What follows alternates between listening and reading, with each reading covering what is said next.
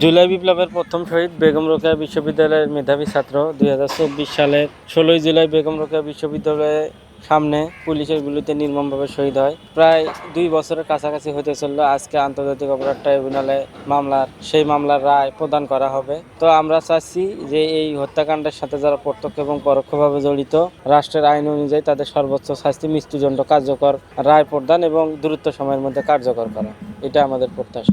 আসলে এটা হচ্ছে তদন্ত সাপেক্ষে বিষয়গুলো আসছে, দেখি পরবর্তীতে যখন মামলার রায় প্রদান করা হবে তারপরে আমরা বুঝতে পারবো যে আসলে কি হইল।